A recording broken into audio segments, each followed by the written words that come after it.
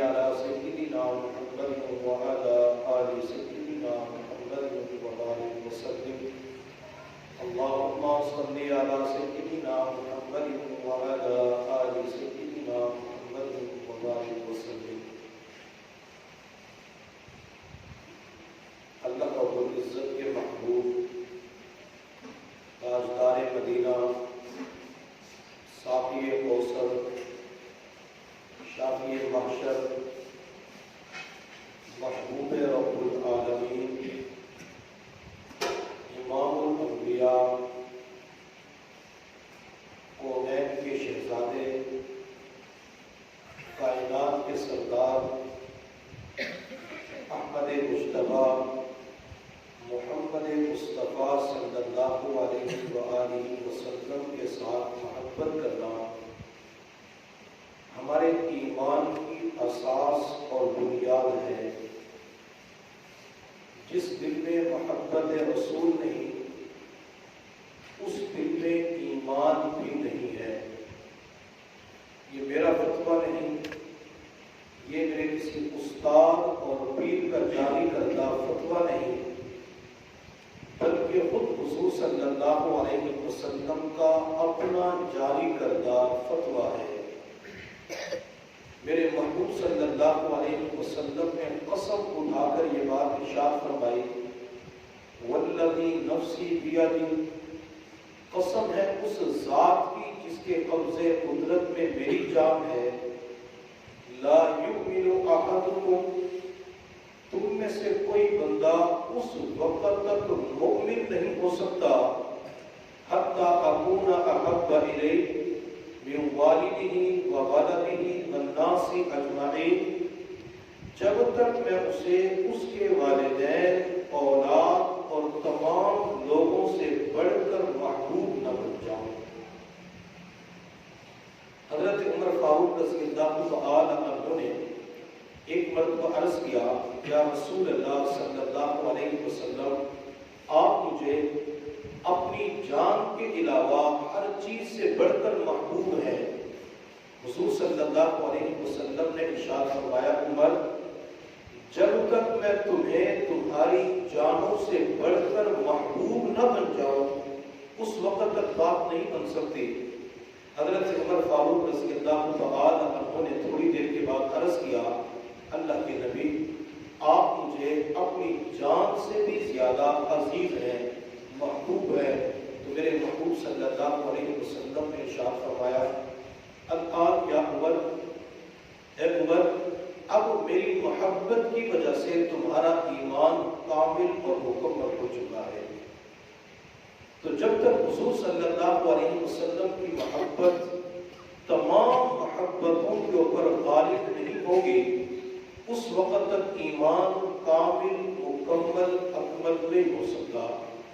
اور ہم حضرات صحابہ کرام کی زندگیوں کو دیکھتے ہیں، انہیں سب سے زیادہ جو محبوب تھے وہ حضور صلی اللہ علیہ وسلم کی ذات گرامی تھی. حضرات صحابہ کرام نبی علیہ السلام کے اوپر اپنی جان کا نذرانہ پیش کر دیتے. حضرات صحابہ کرام نے اپنی بیویوں کو بیوہ کروانا پڑا تو کروا دیا، بچوں کو یتیم کرانا پڑا تو بچوں کو یتیم کروا دیا، اپنی جان کی بھی پرواہ نہ کی. اگر پرواہ تھی، فکر تھی، تو وہ صرف اور صرف آمینہ کے لال حضور صلی اللہ علیہ وسلم کی فکر تھی.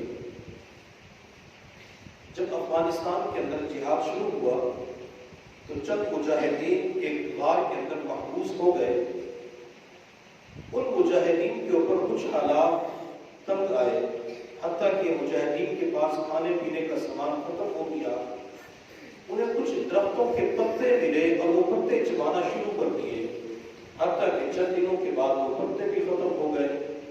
تو ان مجاہدین میں سے ایک مجاہد نے کہا کہ جو حالات ہمارے اوپر آئے ہیں یہ حالات تو حضرات صحابہ کرام کے اوپر بھی نہیں آئے. جو مشقتیں، تکالیف، قربانیاں ہم دے رہے ہیں ہمارے اوپر آئی ہیں، یہ صحابہ کے اوپر بھی نہیں آئی.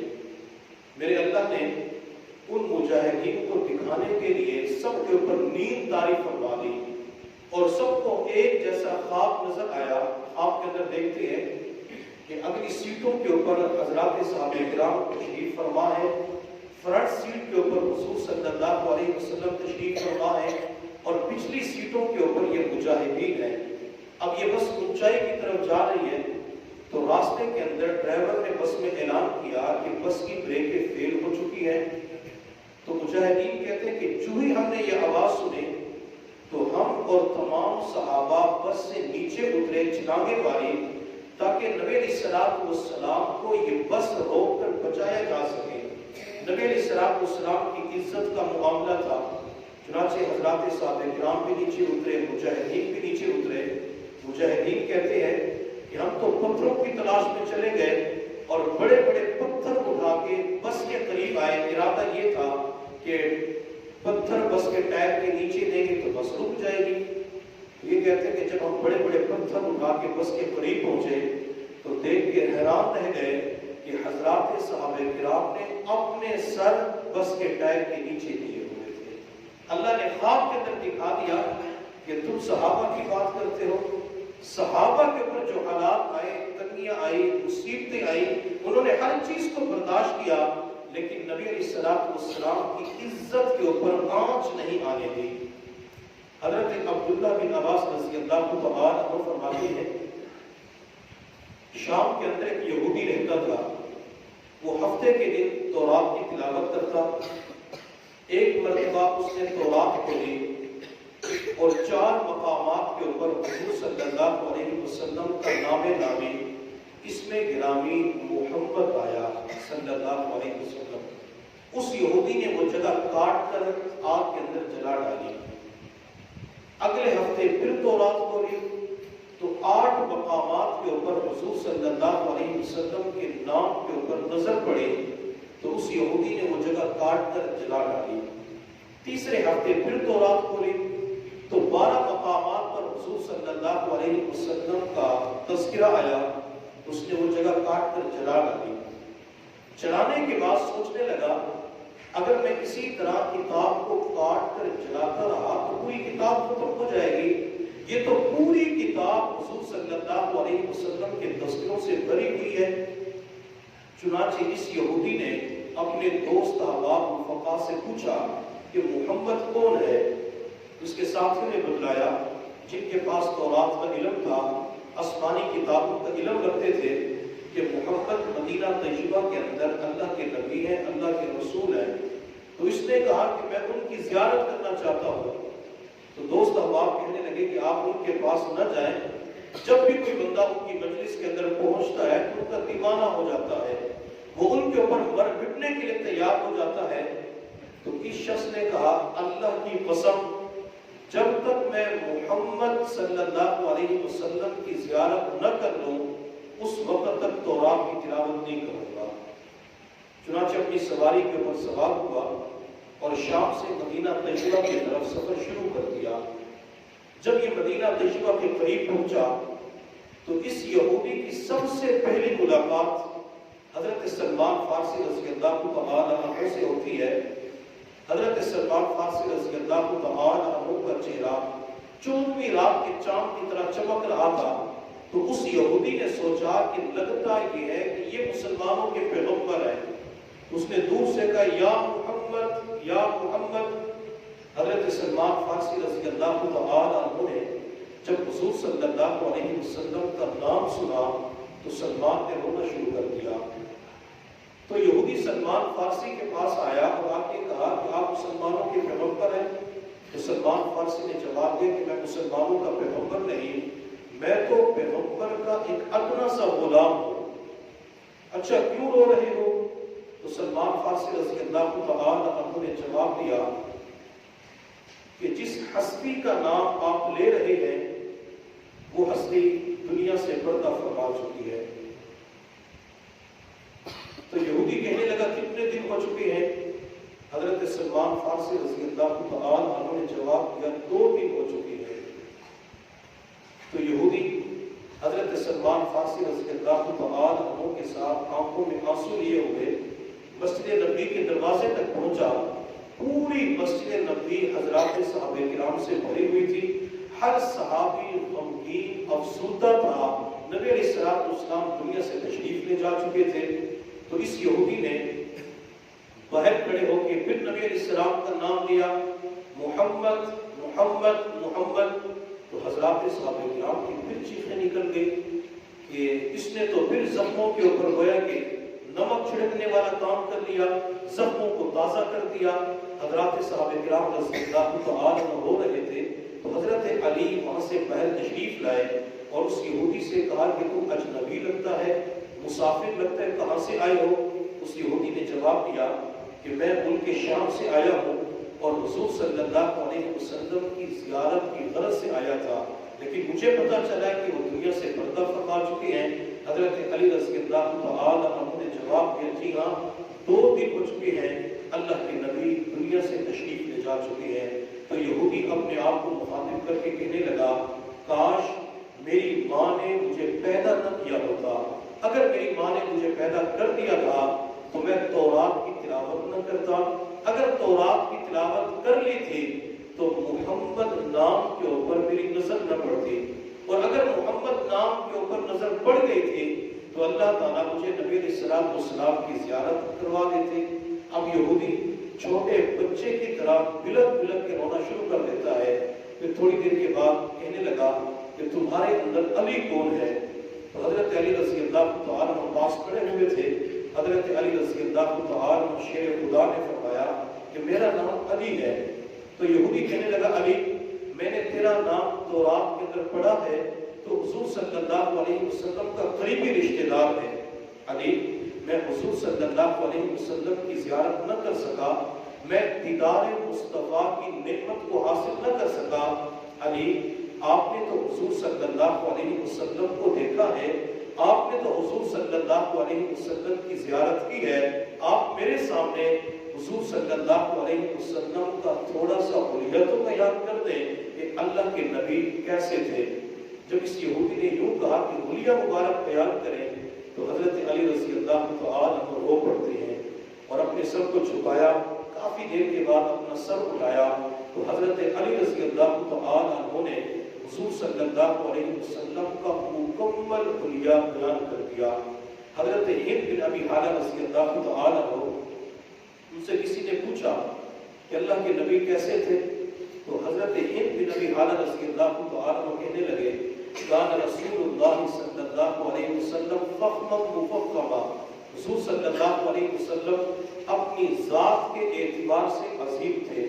آپ صلی اللہ علیہ وسلم کا قد مبارک نہ زیادہ لمبا تھا نہ زیادہ چھوٹا تھا، قدر بلندی کی طرف مائل تھا، عظیم الحافہ تھی۔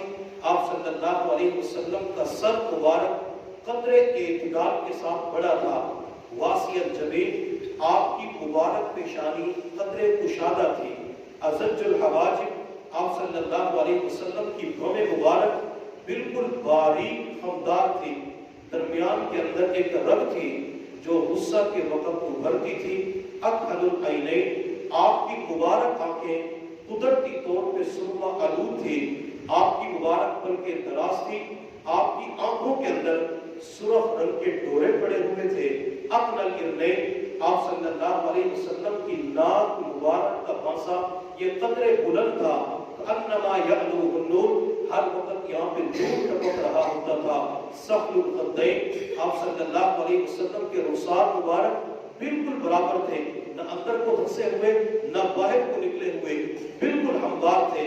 جب رخسار کے اوپر پسینہ آتا تھا تو پسینہ کے قطرے موتیوں کی طرح چمکتے ہوئے نظر آتے تھے۔ غلیظ الفم، آپ صلی اللہ علیہ وسلم کا منہ مبارک قدر کشادہ تھا، مفلج الاسنان، آپ کے سامنے کے دانتوں کے درمیان قدر خلا تھا، کچھ فاصلہ تھا۔ جب میرے محبوب گفتگو فرماتے تھے تو آپ کے سامنے کے دانتوں کے درمیان سے نور کی شعائیں پھوٹ رہی ہوتی تھی۔ کث اللحیہ، آپ کی داڑھی مبارک گھنی تھی جو سینے مبارک کو گھیر لیا کرتی تھی۔ آپ صلی اللہ علیہ وسلم کی داڑھی مبارک کے اندر 17، 18 یا 19 کے قریب سفید بال تھے۔ آپ صلی اللہ علیہ وسلم کا سینہ مبارک قدر کشادہ تھا، آپ کا سینے مبارک، پیٹ مبارک بالکل برابر ہموار تھا۔ یہ پیٹ نہ اندر کو دھسا ہوا نہ باہر کو نکلا ہوا، آپ کے سینے مبارک سے لے کر ناف تک بالوں کی باریک لمبی لکیر تھی. آپ صلی اللہ علیہ وسلم کی ہتھیلیاں پر گوشت تھی. جب کوئی مسافہ کرتا تھا تو ریشم کی طرح محسوس ہوتی تھی. آپ کی مبارک انگلیاں قدرے طویل تھی. آپ کی کلائیاں، آپ کے جوڑ مبارک مضبوط تھے. آپ صلی اللہ علیہ وسلم کے پاؤں کے تلوے قدرے گہرے تھے. پاؤں کے اوپر والا حصہ یوں محسوس ہوتا تھا جیسے تیل لگایا گیا ہو. جب پانی کا قطرہ گرتا تھا تو یہ دائیں بائیں بہہ پڑتا تھا. آپ صلی اللہ علیہ وسلم کے دونوں کندھوں کے درمیان کچھ فاصلہ تھا. درمیان کے اندر مہر نبوت تھی. آپ کے مبارک کندھے کے اوپر، مبارک پیٹھ کے اوپر چند بال تھے. آپ صلی اللہ علیہ وسلم کے سر کے بال مبارک قطرے گھنگریالے تھے. کبھی کانوں کی لو تک ہوتے تھے، کبھی کندھوں تک ہوتے تھے، کبھی کندھے اور کانوں کی لو کے درمیان ہوتے ہیں. اسے شمائل ترمذی کے اندر وفرا، لما اور جمعہ کہا جاتا ہے. آپ علیہ السلام جب چلتے تھے تو یوں محسوس ہوتا تھا جیسے اوپر سے نیچے کی جانب اتر رہے ہوں. ذرا جھک کے چلتے تھے. اور آپ صلی اللہ علیہ وسلم جب اچانک کسی کے سامنے تشریف لاتے تو یوں محسوس ہوتا تھا جیسے 14ویں رات کا چاند نکل آیا ہو. حضرت ہند بن ابی حالہ رضی اللہ تعالیٰ عنہ نے نبوت کے سر کے بال مبارک سے لے کر پاؤں کے مبارک ناخنوں تک جب مکمل حلیہ بیان کیا تو آخر کے اندر فرمانے لگے کہ میں نے حضور صلی اللہ علیہ وسلم جیسا حسین نہ آپ سے پہلے دیکھا ہے نہ آپ کے بعد دیکھا ہے. تو یہ نبی علیہ السلام کا مبارک حلیہ تھا. تو جب حضرت علی رضی اللہ تعالیٰ عنہ نبوت کا مکمل حلیہ بیان کرتی ہیں تو وہ یہودی زاروں کو رونا شروع کر دیتا ہے اور رو کر کہنے لگا علی، یہ اللہ کے نبی اتنے خوبصورت تھے، اللہ کے نبی کا مبارک حلیہ اتنا بہترین تھا. حضرت علی رضی اللہ تعالیٰ عنہ بھی رو رہے تھے. حضرات صحابہ کرام کے جمع ہو چکے تھے کیونکہ علی نبوت کا مبارک حلیہ بیان کر رہے تھے. تو بات کے اندر وہ یہودی کہنے لگا علی، میں نے حضور صلی اللہ علیہ وسلم کو نہیں دیکھا، میں نے دیدار مصطفیٰ کی نعمت کو حاصل نہیں کیا. علی، اگر تمہارے پاس اللہ کے نبی کا لباس ہو مجھے لباس تو دکھا دو. اللہ کے نبی لباس کیسا استعمال کرتے تھے؟ تو حضرت علی رضی اللہ تعالیٰ عنہ نے حضرت سلمان فارسی سے فرمایا کہ سلمان گھر چلے جاؤ اور فاطمہ سے نبی علیہ السلام کا استعمال شدہ جبہ لے کے آؤ. چنانچہ سلمان فارسی چلے گئے. جب فاطمہ کے دروازے پہ پہنچے تو اندر حضرات حسنین کریمین حسن و حسین رضی اللہ تعالی عنہما کے رونے کی آواز آ رہی تھی. تو سلمان فارسی فرماتے ہیں کہ میں نے کچھ دیر کے لیے انتظار کیا. جب رونے کی آواز بند ہو گئی میں نے دروازے پہ دستک دی تو فاطمہ رضی اللہ تعالی عنہا نے اندر سے پوچھا کون؟ تو میں نے جواب دیا سلمان ہوں، مجھے علی نے بھیجا ہے کہ نبی علیہ السلام کی مبارک قمیص مبارک جبہ دے دو، کسی کو دکھانا ہے. تو حضرت فاطمہ رضی اللہ تعالی عنہا نے وہ جبہ مبارک قمیص باہر بھیجی.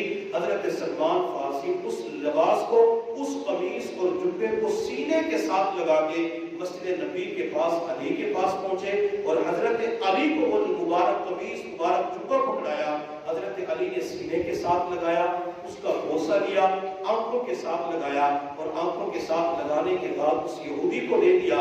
اس یہودی نے محبت کا اظہار کرتے ہوئے اس جبے کو مبارک قمیص کو سینے کے ساتھ لگایا اور چومنا بوسہ دینا شروع کر دیا اور کہنے لگا علی سنگو تو صحیح اس کے اندر سے کتنی عمدہ خوشبو آ رہی ہے. تو حضرت علی رضی اللہ تعالیٰ عنہ فرمانے لگے کہ اس کے اندر سے خوشبو کیوں نہ آئے؟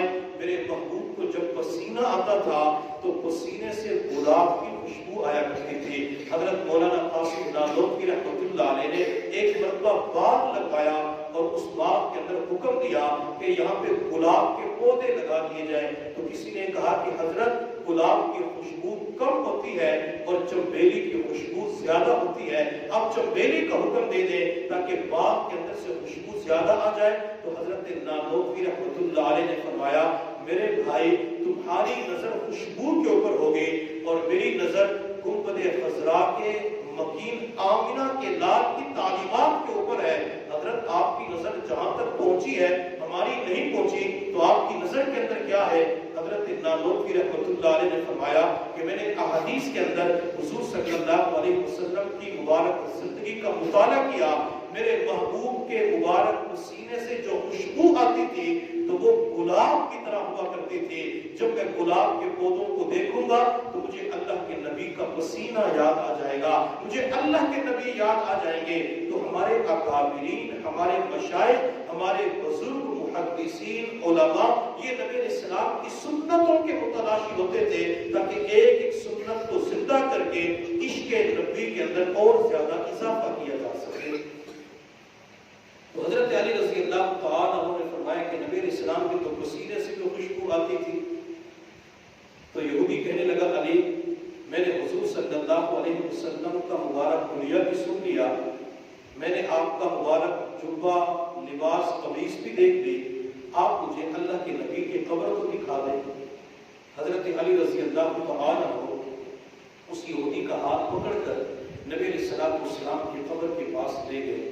یہودی قبر کے پاس کھڑا ہوا اور آسمان کی طرف دیکھ کے عرض کیا، اللہ میں تیرے لاڈلے نبی کے پاس اس وقت آیا جب وہ دنیا سے پردہ فرما چکے ہیں، اللہ میں اسی وقت ایمان قبول کرتا ہوں، اشہد ان لا الہ الا اللہ و اشہد ان محمدا عبدہ و رسولہ۔ یہ کلمہ پڑھ کر وہ یہودی مسلمان ہو گیا، اسلام کے دائرے کے اندر شامل ہو گیا۔ پھر اس نے آسمان کی طرف سر اٹھا کے اللہ کی بارگاہ کے اندر دعا مانگی، اللہ اگر تو نے میرا ایمان قبول کر لیا ہے تو مجھے اسی وقت موت دے دے، میں تیرے نبی کی قبر کے پاس مرنا چاہتا ہوں اور آج دنیا والوں کو بتلانا چاہتا ہوں کہ میرے دل کے اندر نہ تو اولاد کی محبت ہے، نہ والدین کی محبت ہے، نہ مال پیسے کی محبت ہے، اگر میرے دل کے اندر محبت ہے تو سب سے زیادہ تیرے محبوب کے ساتھ محبت ہے۔ اسی کہنے والے نے کیا خوب کہا، ملے قطرہ عشق محمد دا، ملے قطرہ عشق محمد دا، بھئی تخت شاہی دی لوڑ نہیں، دل مست رہے بچ مستی دے، بھئی عقل دانائی دی لوڑ نہیں، میرے قلب سیاہ گناہگار دے وچ تیری یاد دا ڈیوا بلدا رہے، ول این جگ اون جگ قبر حشر، کسے بھئی روشنائی دی لوڑ نہیں، کر اپنے حبیب دا عشق ادا، جگ سارے تو بے نیاز چکر، لو لو بچ ہوئے عشق نبی، کسے بھئی آشنائی دی لوڑ نہیں۔ اور یہی عشق، یہی محبت ہمیں حلیمہ سعدیہ رضی اللہ تعالیٰ عنہ کے اندر بھی نظر آتی ہے۔ اسی کہنے والے نے کیا خوب کہا، حلیمہ میں تیرے مقدراں تو صدقے، حلیمہ میں تیرے مقدراں تو صدقے، تو مدنی دا جھولا چریدی بھی حسین، سوہنے دا مکڑا نورانی نورانی، تو تقدیر دا رہیے چمیدی بھی حسین، انگلی نپا کے پہڑے دے اندر خدا دے سجن نو ٹریدی بھی حسین، محبت دے وچ آ کے بوسے دی خاطر لباں وچ لباں کو ملے دی بھی حسین، نوا کے سجا کے کجلا بھی پا کے تھوڑی ہلا کے تو حسین دی بھی حسین۔ تو وہ یہودی جس نے اسلام قبول کیا، آسمان کی طرف دیکھ کے دعا مانگی، اللہ عشق رسول کے اندر اللہ مرنا چاہتا ہوں، محبت رسول کے اندر اپنی جان کا نذرانہ پیش کرنا چاہتا ہوں، اللہ میری جان کو ابھی قبول فرما لے۔ چنانچہ میرے اللہ کے فیصلے بھی بڑے نرالے ہوتے ہیں، اللہ کی طرف سے فیصلہ ہوا، وہ مسلمان اسی وقت میرے پیغمبر کی قبر کے پاس گرا اور اپنی روح اپنے رب کے حوالے کر دی، عشق رسول کے اندر اپنی جان کا نذرانہ پیش کر دیا۔ تو حضرات صحابہ کرام بھی اپنی جانوں کا نذرانہ پیش کر دیا کرتے تھے۔ بعد کے اندر آنے والوں کے اندر ہمیں عشق رسول، محبت رسول، پیار رسول، غلامی رسول کا جذبہ پایا جاتا ہے۔ ہم بھی حضور صلی اللہ علیہ وسلم کے ساتھ محبت کرنے والے بنیں، اس دل کے اندر عشق رسول کا اضافہ کریں، اس دل کے اندر عشق رسول کو بڑھائیں۔ جب بندے کو دو نعمتیں ملتی ہیں، عشق رسول بھی ملتا ہے اور غلامی رسول بھی مل جاتی ہے، تو اس کے بارے نیارے ہو جاتے ہیں، اللہ اسے قبول فرما لیتے ہیں۔